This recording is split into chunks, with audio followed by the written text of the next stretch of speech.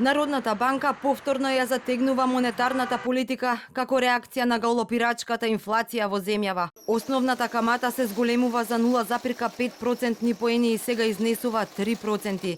Таа е сигнал за домашните банки да ги коригираат каматите покрај на депозитите и на сите видови кредити за граѓаните и стопанството.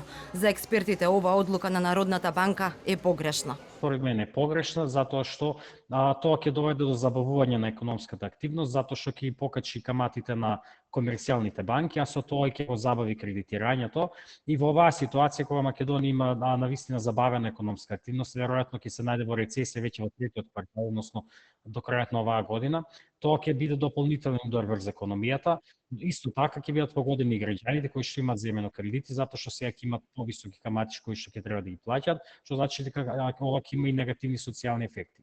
Според Јовановиќ, иако досега ова е петти пат како расте основната камата, податоците покажуваат дека сепак не растат каматите на депозитите, а се гледа дека растат само каматите на кредитите. Вели, одлуките на Народната банка само ќе ја зголемат профитабилноста на банките, но нема да ја зауздаат инфлацијата, односно тоа нема да ги намали цените на енергенсите и цените во супермаркетите.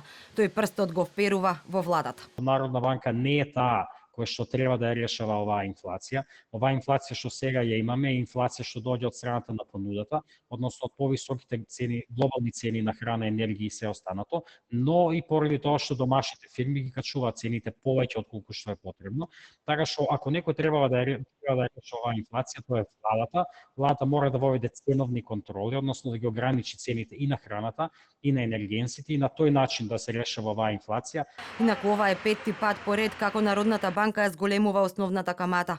По повеќе годишната стагнација од април кога изнесуваше 1,25, сега таа се искачи на 3%. Според Централната банка пак ваквиот потек доаѓа по информациите за инфлацијата, која за периодот јануари-август изнесува 11,6% на годишно ниво. Во август пак инфлацијата достигна 16,8%.